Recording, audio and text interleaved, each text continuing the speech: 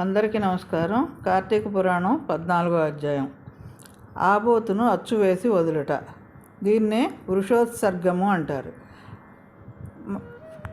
వశిష్ఠుల వారు జనక మహారాజుతో, ఓ రాజా, కార్తీక పౌర్ణమి రోజున పితృప్రీతిగా వృషోత్సర్గము చేయుట, శివలింగ సాలగ్రామములను దానం చేయుట, ఉసిరికాయలు దక్షిణతో దానం చేయుట మొదలగు పుణ్యకార్యములు చేయుట వలన వెనకటి జన్మమందు చేసిన సమస్త పాపములను నశింపజేసుకొనవచ్చును.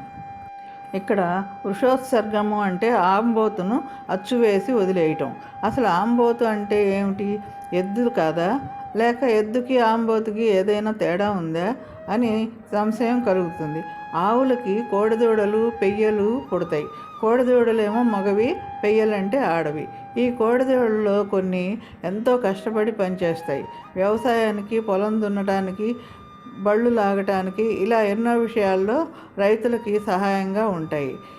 ఈ కోడల్లో మిగిలినవి అసలు కష్టపడవు. తిని ఊరంతా తిరగటం తప్ప.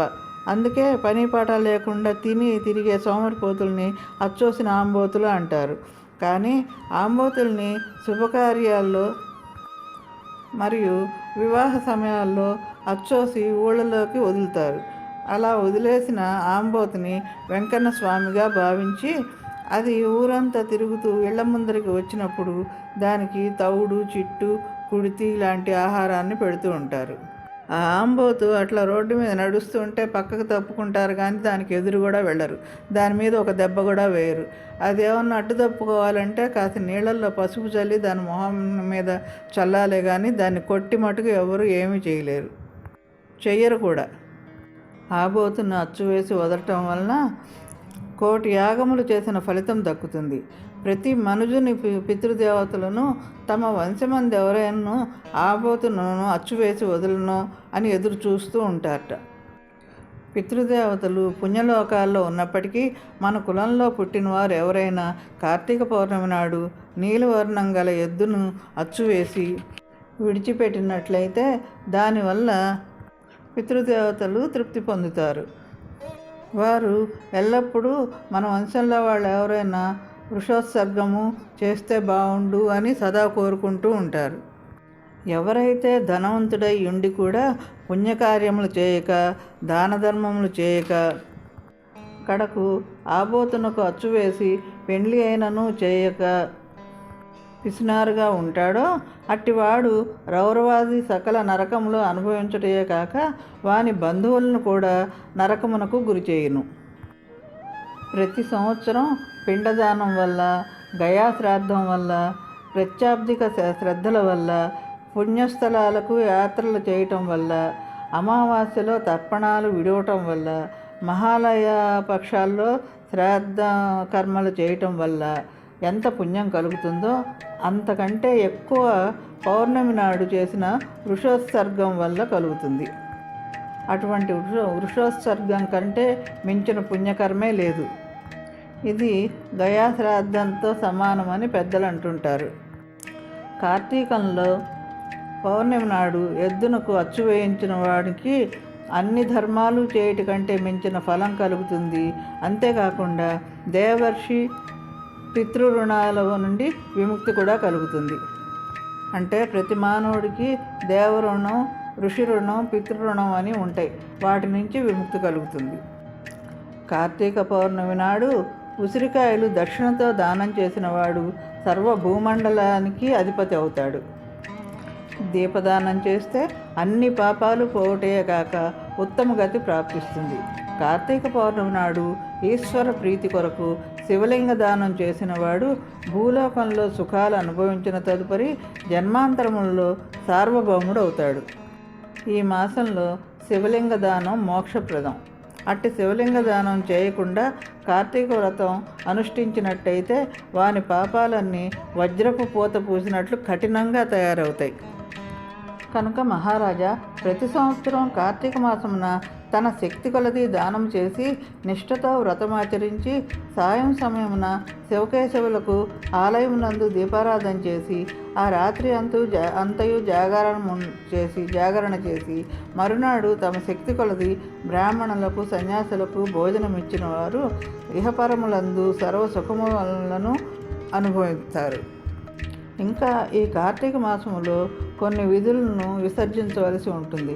అవేమిటంటే, ఈ మాసమందు పరాన్న భక్షణ చేయరాదు. పరాన్న భక్షణ అంటే పరుల ఇళ్లల్లో భోజనం చేయకూడదు, ఇతరుల ఎంగిలి ముట్టకూడదు, శ్రాద్ధ భోజనం తినకూడదు, నీరుల్లిపాయ తినకూడదు, తిలాదానము పట్టరాదు, శివార్చన సంధ్యావందనము చేయని వారు వండిన వంటలు తినరాదు, పౌర్ణమి, అమావాస్య, సోమవారముల నాడు సూర్యచంద్ర గ్రహణం రోజులందును భోజనం చేయరాదు. కార్తీక మాసమున నెల రోజులు కూడా రాత్రులు భుజించరాదు. విధవ వండినది తినరాదు. ఏకాదశి, ద్వాదశి వ్రతములు చేయువారు ఆ 2 రాత్రులు తప్పనిసరిగా జాగారము చేయవలను. ఒక్క పూట మాత్రమే భోజనము చేయవలను. కార్తీక మాసంలో తైలము రాసుకొని స్నానం చేయకూడదు. పురాణములను విమర్శించరాదు. కార్తీక మాసమున వేడి నీటితో స్నానం చేసిన కళ్ళుతో స్నానం చేసిన దానికి సమానమని బ్రహ్మదేవుడు చెప్తున్నాడు. కావున వేడి నీటితో స్నానం చేయకూడదు. ఒకవేళ అనారోగ్యముగా ఉండి ఎలాగైనా కార్తీక మాసం విడవకుండా వ్రతం చేసుకోవాలనుకునేవాళ్ళు, ఆ కుతూహలం ఉన్నవాళ్ళు మాత్రము వేడి నీటి స్నానం చేయవచ్చును.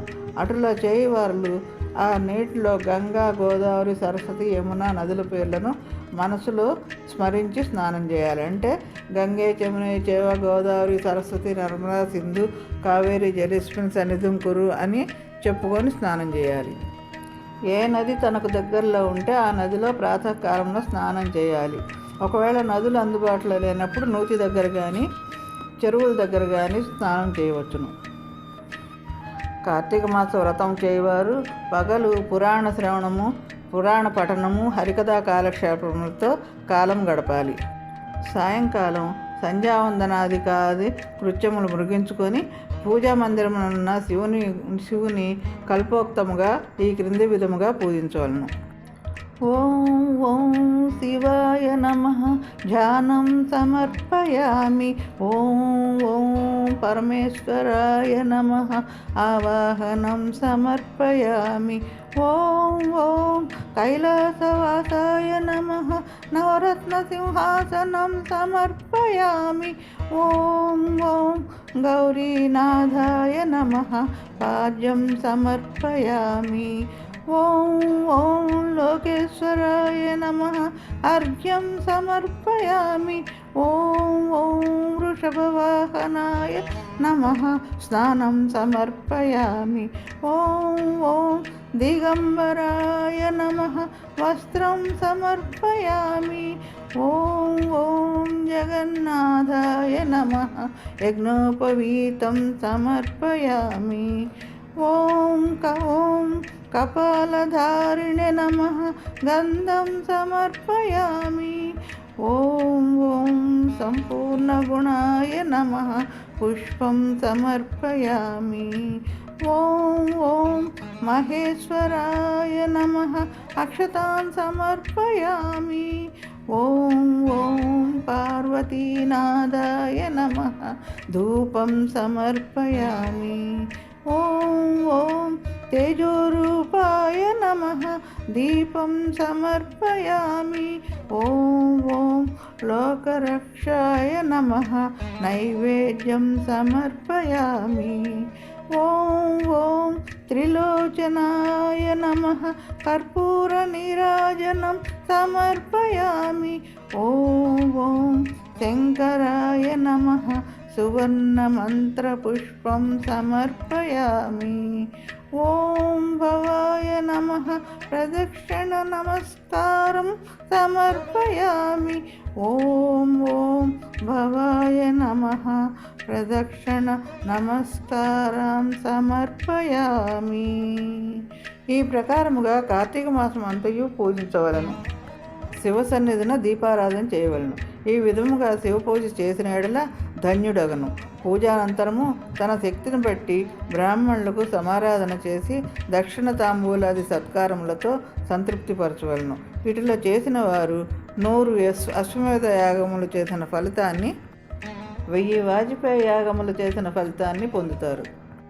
ఈ కార్తీక మాసం నెల రోజులు బ్రాహ్మణ సమారాధన, శివకేశవుల సన్నిధిన నిత్య దీపారాధన, తులసి కోట వద్ద కర్పూర హారతులతో దీపారాధన చేసిన ఎడల వారికి, వారి వంశీయులకు, పితృదేవతలకు కూడా మోక్షం కలుగుతుంది.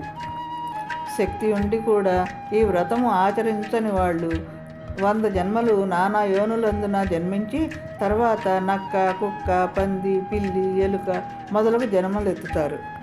అదే ఈ వ్రతాన్ని శాస్త్రోక్తంగా ఆచరించిన ఎడల 15 జన్మల యొక్క పూర్వజ్ఞానము కలుగుతుంది.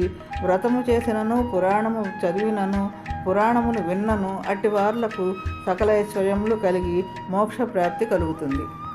ఓం నమ శివాయ. ఇట్లు స్కాంద పురాణాంతర్గత వశిష్ఠ ప్రోక్త కార్తీక మహత్యమందలి 14వ అధ్యాయము 14వ అధ్యాయము సంపూర్ణం.